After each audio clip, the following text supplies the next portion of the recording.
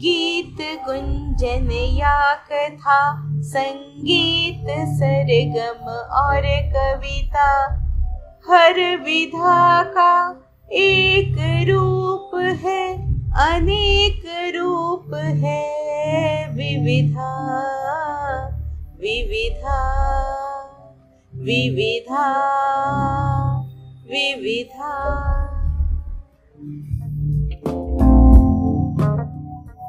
आज हम आपको सुनवाने जा रहे हैं श्री हरीश रॉय की कहानी रह गुजर।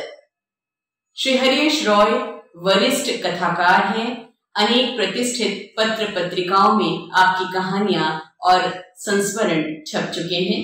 आपके 2 उपन्यास और 6 कहानी संकलन प्रकाशित हो चुके हैं।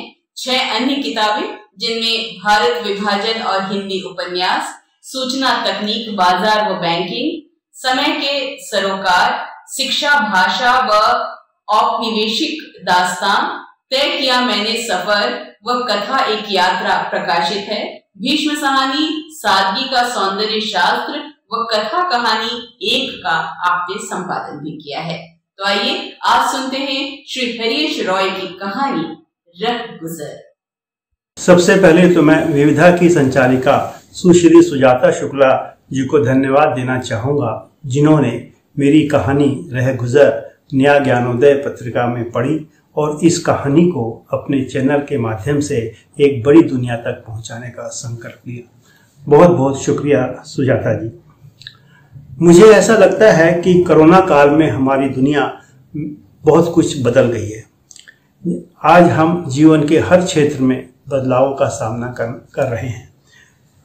ये बदलाव ऐसे हैं जिसकी पहले कभी कल्पना नहीं की गई थी। ये बदलाव मानवता के लिए कितने उचित हैं, कितने लाभकारी हैं, ये तो आने वाला वक्त बतलाएगा। पर फिलहाल हर कोई इन बदलावों से रूबरू हो रहा है और अपनी दिनचर्या को उसी हिसाब से ढाल रहा है। जीवन के अन्य क्षेत्रों की तरह साहित्य में भी बहुत सारे बदलाव हुए। संप्रेषणीयता का एक नया माध्यम सामने आया। आज webinar, Google Meet, Facebook live जैसी विधाओं का प्रयोग बहुत तेजी से हो रहा है। कई साहित्यिक पत्रिकाओं ने अपने संस्करण ऑनलाइन जारी किए और लोगों में ऑनलाइन साहित्य पढ़ने का प्रचलन बढ़ रहा है। यह वक्त की जरूरत है। हमारे देखते ही देखते 1 साल में ही सोशल मीडिया पर बहुत सा साहित्य नजर आने लगा। कई website, Facebook, WhatsApp, Twitter, YouTube जैसे चैनल सोशल मीडिया पर पहले से कई गुना अधिक साहित्य प्रचारित कर रहे हैं। साहित्य की कई नई वेबसाइटें शुरू हुई हैं जो अपने समय में सार्थक हस्तक्षेप कर रही हैं। मुझे यह भी लगता है कि भविष्य में यदि आज के दौर की कहानी का इतिहास लिखा जाए तो सोशल मीडिया की इस भूमिका को नजरअंदाज नहीं किया जा सके। मेरा यह भी मानना है कि आपके विविधा चैनल ने कहानी की विधा में सार्थक हस्तक्षेप कर बहुत बड़ा काम किया है और कहानी को अपने चैनल के माध्यम से लोगों तक पहुंचाकर कहानी की श्रवणशीलता को व्यापक बनाया है।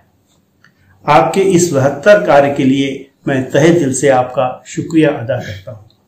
शुक्रिया कहना एक छोटा सा शब्द है, बल्कि साहित्य के प्रति आपके समर्पण भाव के लिए मैं आपके प्रति अपना सम्मान व्यक्त करता हूँ। शुक्रिया सुजाता जी। अब मेरी कहानी रह गुजर। व्हाट्सएप पर रात के 11 बजे मोबाइल की घंटी बजी तो पल्लवी चौंक गई। व्हाट्सएप पर कौन फोन कर रहा है और वह भी इस वक्त? फोन देखा, कोई विदेशी कॉल थी। बात करना ठीक नहीं समझा। उसे पता था कि बिना जान पहचान की विदेशी कॉल को लेना ठीक नहीं है। पढ़ा तो उसने कहीं था कि फोन करने से एक व्यक्ति का डाटा दूसरे व्यक्ति के पास जा सकता है और बैंक के खाते में सेंड भी लग सकती है। लिहाजा पल्लवी ने फोन को साइलेंट मोड पर रख दिया उसके बाद कुछ देर तक फोन में कंपन होती रही, फिर बंद हो गई। सुबह उठते ही जब फोन देखा तो फोन पर एक मैसेज था। पढ़कर हैरान रह गई। लिखा था, मैं परसों दिल्ली आ रही हूं अपने काम से, चाहती हूं थोड़ी देर के लिए तुम्हारे घर आकर आपा से मिल लूं। अमृता, दुबई। सारी सुस्ती पल भर में काफूर हो गई। रगों में खून तेजी से दौड़ने लगा। अरे वे यहां आ रही हैं, जोर से चीखी, मम्मी। यह आवाज रसोई में चाय बनाती उसकी मां माया ने सुनी। क्या हुआ सुबह सुबह? उसने कहा। देखो मम्मी, कौन आ रहा है। कहते कहते पल्लवी अपनी मां के पास आ गई। उसने मोबाइल का मैसेज अपनी मां को दिखाया। उसकी मां ने मोबाइल उसके हाथ से ले लिया, मैसेज को पढ़ा और पढ़ते पढ़ते सुबह की ताजी हवा में उसका चेहरा मुरझा गया। सुबह सुबह की ठंडी हवा भी उसे गर्म लगने लगी। सत्ते में आ गई। समझ में नहीं आया कि क्या कहे। गुमसुम होकर मोबाइल वापस अपनी बेटी पल्लवी को दे दिया, बिना कुछ कहे। क्या हुआ मम्मी? आपने अपनी मां को इस तरह गुमसुम देख पल्लवी कुछ समझ ना सकी। वह तो उम्मीद कर रही थी कि मम्मी इस मैसेज को देखकर खुश हो जाएगी। कुछ नहीं, माया की आवाज में एक उपेक्षा थी। इतनी अकल नहीं है कि बड़ों से बात कर ले, बच्चों को मैसेज देती फिरती है। उसने कहा। 52 की हो चली थी माया। कॉलेज में इतिहास पढ़ाती थी। एक बेटी थी पल्लवी जो अभी पढ़ाई कर रही थी। पति विश्वनाथ सरकारी अफसर थे। क्या हुआ सुबह सुबह, किस पर नाराज हो रही हो? ड्राइंग रूम में बैठे बैठे उन्होंने कहा। वह आ रही हैं, माया ने रसोई से ऊंची आवाज में बताने की कोशिश की। कौन आ रही है? वही दुबई वाली, और कौन? चाय का कप उन्हें देते हुए माया ने कहा। दोनों में से कोई कुछ नहीं बोला। सुबह सुबह थोड़ी देर के लिए कमरे में मौन छा गया। विश्वनाथ के सामने माया की बहन अमृता का चेहरा घूम गया। कई साल पहले उससे मिले थे जब वह किसी की शादी में यहां आई थी। उसके बाद उससे कोई मुलाकात नहीं हुई। काफी पहले उसने उन्हें फोन पर एक मैसेज दिया था कि अपने पति की मौत के बारे में। उन्होंने माया को वह मैसेज दिखाया, लेकिन माया ने कोई प्रतिक्रिया जाहिर नहीं की थी। तब से उसके बारे में इस घर में कोई बातचीत नहीं होती। आज इतने दिनों बाद सुबह सुबह इस घर में उसकी चर्चा चल पड़ी। तो इसमें हर्ज क्या है? आती है तो आने दो, उन्होंने कमरे में छाए मौन को तोड़ते हुए कहा। आपको नहीं पता उसने क्या क्या किया है और क्या क्या कहा है। माया के शब्दों में अपनी बहन के प्रति तिरस्कार था। विश्वनाथ ने महसूस किया कि इतने अरसे बाद भी अपनी बहन के बारे में माया की सोच नहीं बदली। देखो तो सही क्या मैसेज भेजा है उसने, विश्वनाथ ने पल्लवी से कहा। पल्लवी ने अपने पिता को मोबाइल का मैसेज दिखाया। विश्वनाथ ने वह मैसेज पढ़ा और कहा, अरे ये तो अच्छी बात है। कोई अच्छी बात नहीं है। माया के स्वर में एक रोष साफ साफ दिखाई दे रहा था। उस रोष को देखकर विश्वनाथ कुछ बोले नहीं। मोबाइल पल्लवी को देकर चुपचाप ड्राइंग रूम में उठकर दूसरे कमरे में चले गए। अपनी बहन के प्रति माया का व्यवहार उन्हें बिल्कुल भी पसंद नहीं था।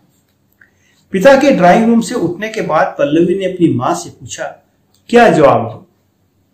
कोई जवाब नहीं देना, माया ने खींच कर कहा। सहम गई पल्लवी माया से यह सुनकर और सुबह का उत्साह पल भर में काफूर हो गया। लेकिन अपनी मां की बात उसने नहीं मानी। व्हाट्सएप के मैसेज के जवाब में उसने वेलकम लिखकर स्माइली की इमोजी लगा दी। न जाने कितनी बार अलग अलग लोगों से बात करके अमृता ने इस घर में आना चाहा, लेकिन हर बार माया ने उसकी चाहतों के सामने लोहे का मजबूत दरवाजा खड़ा कर दिया। याद करती है पल्लवी तो याद आता है कि उसकी अमृता से मुलाकात किसी रिश्तेदार के घर में होने वाली शादी पर हुई थी। तब भी वह दुबई से आई थी।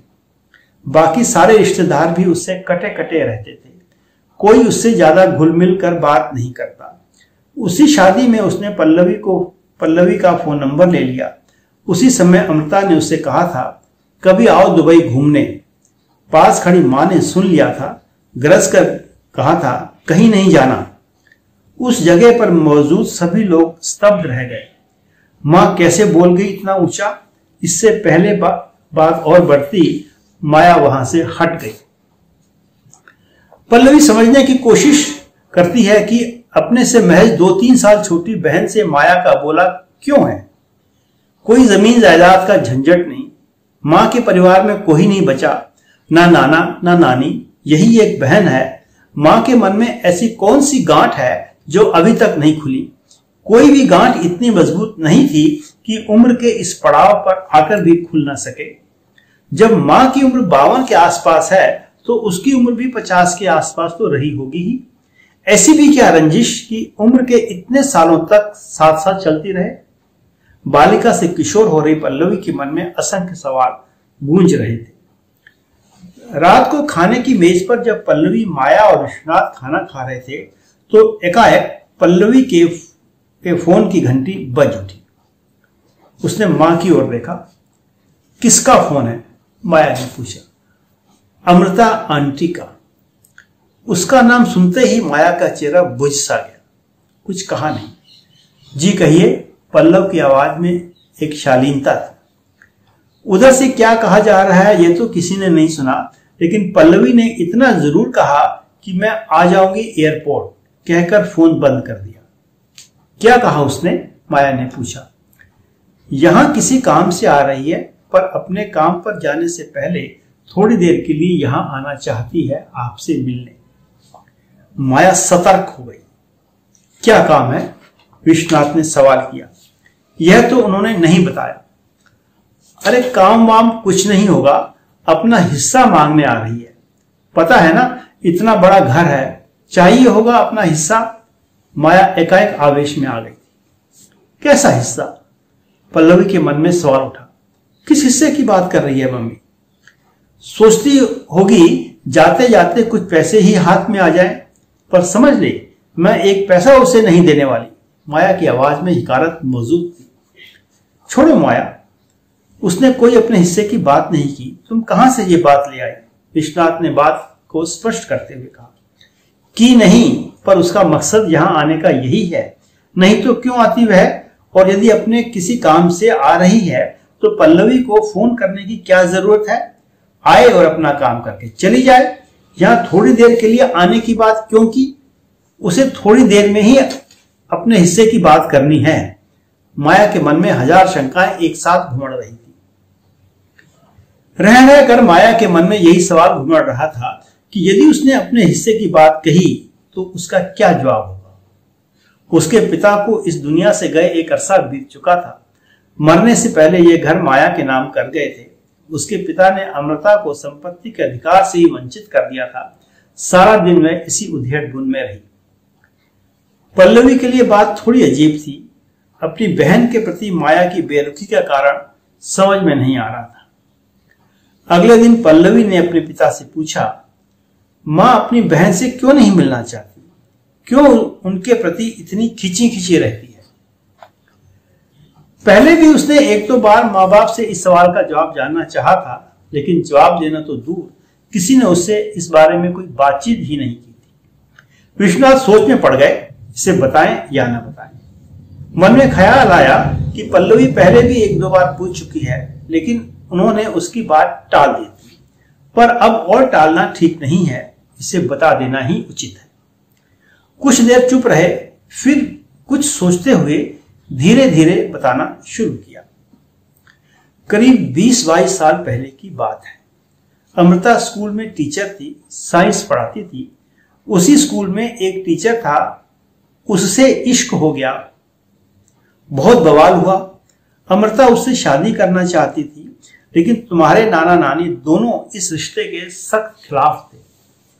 पल्लवी सुनकर हैरान रह गई। क्यों खिलाफ थे? यह कोई इतनी बड़ी बात नहीं है। हाँ, बड़ी बात तो नहीं है, पर वे नहीं चाहते थे कि उनकी बेटी एक मुस्लिम से शादी करे। वह लड़का मुस्लिम था, आफ्ताब नाम था उसका। तब भी इतनी बड़ी बात नहीं थी कि बेटी से रिश्ता ही ना रखा जाए, पल्लवी ने तर्क दिया। यह उसकी समझ से परे था कि कोई पिता सिर्फ इसलिए अपनी बेटी से रिश्ता खत्म कर सकता है कि उसने अपनी पसंद से एक दूसरे मजहब वाले लड़के से शादी की। पर उनके लिए बहुत बड़ी बात थी, विश्वनाथ ने कहा। क्यों बड़ी बात थी? पल्लवी ने फिर सवाल किया। दरअसल तुम्हारे नाना 1947 में देश के बंटवारे के समय पाकिस्तान से आए थे, लुटे पिटे। वहां मुसलमानों ने घर के कई आदमियों को मार दिया था और घर की लड़कियों को उठाकर ले गए थे। उनके पिता को अपनी जमीन जायदाद छोड़कर रातों रात वहां से भागना पड़ा। तब से तुम्हारे नाना के मन में मुसलमानों के प्रति गहरी नफरत समा गई थी। वे पाकिस्तान से भगाए जाने का और अपनी जिंदगी की कठिनाइयों का कारण मुसलमानों को ही मानते थे। ऐसे में वे कैसे इस रिश्ते को कबूल कर लेते? वे सारी उम्र इसी नफरत को लेकर जीते रहे। पल्लवी एक सुनकर चुप रह गई। फिर पूछा, आफताब के घर वालों ने एतराज नहीं किया? किया, बहुत किया।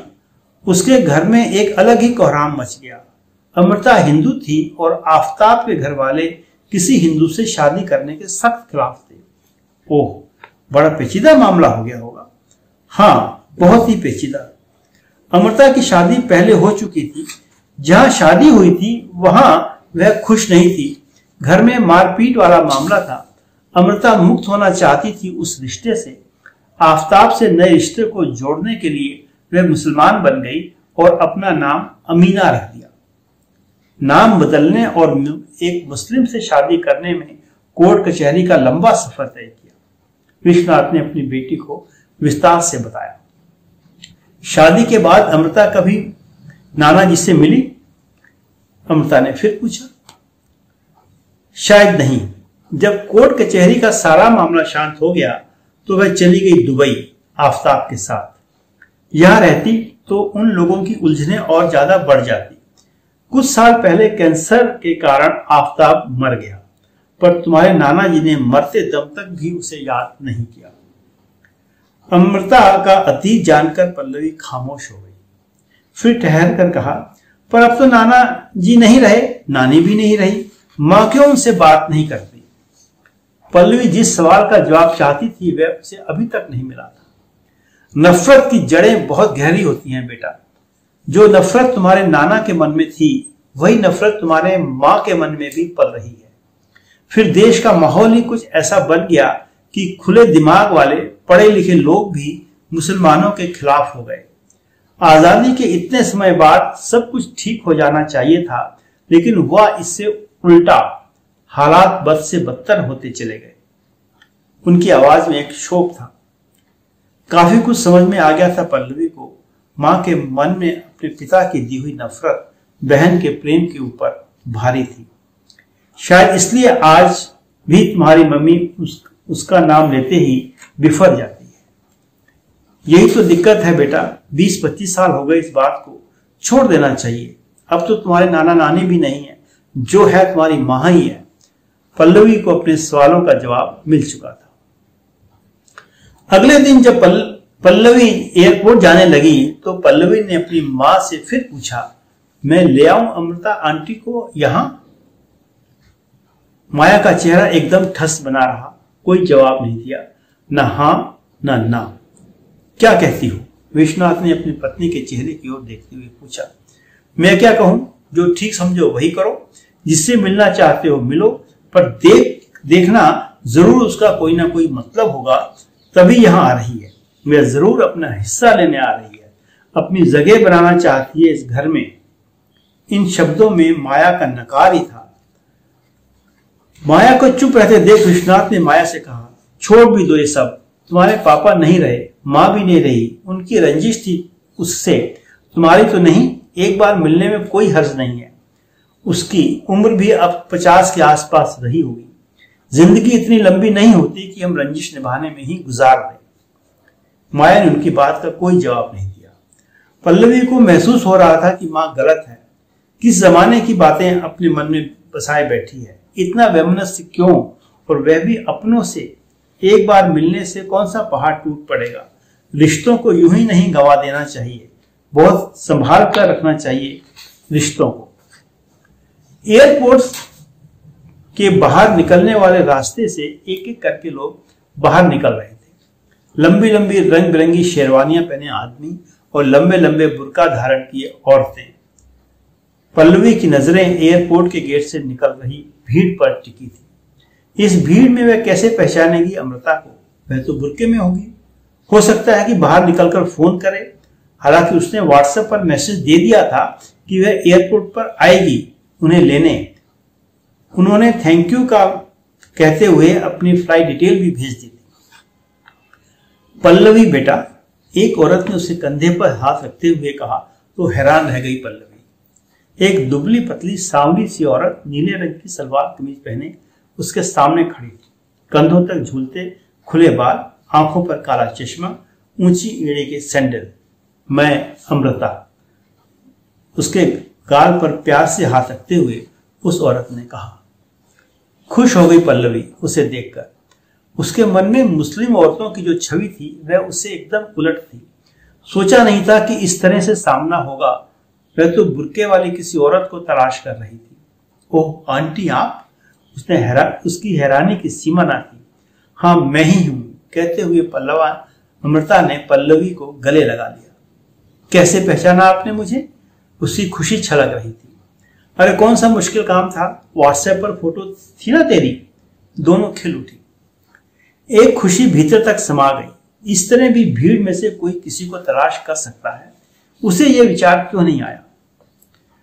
कुछ खास काम है आपका या यूं ही आई हिंदुस्तान? पल्लवी ने बिना औपचारिकता के टैक्सी में बैठते ही यह सवाल पूछ लिया। हाँ काम तो बहुत बड़ा है, पर देखें कितना कर पाते हैं, उसने कहा। साथ में यह भी जोड़ दिया, पर काम शुरू करने से पहले थोड़ी देर के लिए तुम्हारे घर चलूंगी। और फिर पल्लवी ने आंखों ही आंखों में सवाल किया। एक हल्की सी मुस्कान अमृता के चेहरे पर आ गई। उसके आने का एक मकसद था, पर वह मकसद अभी इस बच्ची को नहीं बताना चाहती थी। टैक्सी से उतरते ही अमृता ने देख लिया था कि उसकी बहन अपने पति विश्वनाथ के साथ उसका इंतजार कर रही है। दोनों बहनों का हुलिया एकदम बदल गया था। दोनों के चेहरे बदल गए थे। दोनों के बालों में सफेदी आ चुकी थी। दोनों अपनी जवानी को छोड़कर कोसों आगे आ चुकी थी। यह मिलन वैसा नहीं था जिसे आम हिंदी फिल्मों में दिखाया जाता है। बहुत गंभीर किस्म का मिलन था। माया गंभीर बनी रही। बार बार उसे यही लग रहा था कि यह जरूर पिता की संपत्ति में अपना हिस्सा मांगने आई है। अमृता ने हाथ जोड़कर नमस्ते की। माया और विश्वनाथ ने भी नमस्ते का जवाब नमस्ते में ही दिया। पल्लवी देखकर हैरान थी कि दोनों बहनों का मिलन केवल नमस्ते से ही हुआ। इससे ज्यादा गर्मजोशी तो अमृता ने एयरपोर्ट पर दिखाई थी उसे गले लगाकर। आइए बैठिए, माया ने कुर्सी की ओर संकेत करते हुए कहा। अकेली आई हो? चाय का प्याला हाथ में देते हुए माया ने पूछा। हाँ, बहुत संक्षिप्त सा जवाब दिया। एक दर्द सा झलक रहा था उसकी आवाज में। और बच्चे? माया ने जानना चाहा। वह जानती थी कि उसके पति आफताब का कैंसर हो गया था और वह नहीं रहा था इस दुनिया में। उसने इस बारे में कोई बातचीत करना ठीक ना समझा। नहीं है, सबको सब खुशियां नहीं मिलती, अमृता का संक्षिप्त सा जवाब था। माहौल में एक सन्नाटा सा छा गया। इस सन्नाटे को पल्लवी ने तोड़ा। यहां आने का मन कैसे बन गया आंटी? बस बन गया। काफी अच्छे से सोच रही थी, लेकिन फैसला नहीं कर पा रही थी, पर अब फैसला कर लिया है, अमृता ने इत्मीनान से कहा। फैसला? कौन सा फैसला? माया एकदम सजग हो गई। वह सोच रही थी कि आखिर वही बात निकली। अब जरूर अपने हिस्से की बात करेगी। उसका चेहरा एकदम पीला सा हो गया। यदि वह अपने हक की बात करेगी तो क्या जवाब देगी? दिमाग की सारी नसें इसका उत्तर तलाश करने में लग गई। आफताब की एक बहन है यहां जामिया में, उसी के बुलाने पर आई हूं यहां, अमृता ने सहजता से कहा। बहन? माया के स्वर में हैरानी थी। उसने कभी आफताब के परिवार के बारे में जानना नहीं चाहा था। हाँ बहन, उसने ही हमें सहारा दिया था। जब पूरा खानदान हमसे नाता तोड़ चुका था तब वही खड़ी थी हमारे साथ। उसकी अपनी एक संस्था है जिसमें वह मुस्लिम बच्चियों को साइंस और मैथ्स पढ़ाती है। आजकल वह शाहीन बाग में धरने पर बैठी है। फिलहाल तो शाहीन बाग में उसके साथ धरने पर बैठूंगी। आखिर वतन है हमारा। हमारी भी जगह है इस वतन में, कोई हमें कैसे अपने वतन से निकाल सकता है। अमृता की आवाज में दृढ़ता सुनकर माया को सुकून महसूस हुआ। उसे शाहीन बाग के धरने से कुछ लेना देना नहीं था, फिर भी वह तसल्ली कर लेना चाहती थी। पूछा, जब धरना खत्म हो जाएगा तब क्या करोगी? उसके बाद मैं उसके साथ रहकर मुस्लिम बच्चियों को साइंस पढ़ाऊंगी। बहुत जरूरत है इसकी। आफ्ताब यही काम करते थे और चाहते थे कि मैं उनके काम को आगे बढ़ाऊं। यही सोचकर आई हूं यहां, अमृता ने गंभीर होकर कहा। सब सुनकर हैरान रह गए। उसकी बात सुनकर माया तो एकदम सुन्न हो गई, पर भीतर ही भीतर खुशी भी हुई। अमृता ने अपने हैंडबैग से एक पैकेट निकाला और पल्लवी को देते हुए कहा, लो बेटा, ये तुम्हारे लिए। क्या है इसमें? उसकी आंखों में एक मासूम सा सवाल था। खोलकर देखो। अमृता के चेहरे पर भी मुस्कुराहट आ गई। पल्लवी ने आनंद फानन में पैकेट खोला, देखा इत्र की 2 शीशियां थी।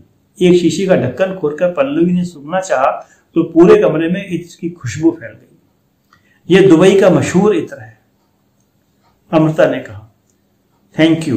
पल्लवी ने अमृता के प्रति आभार व्यक्त किया। अच्छा माया, चलती हूं।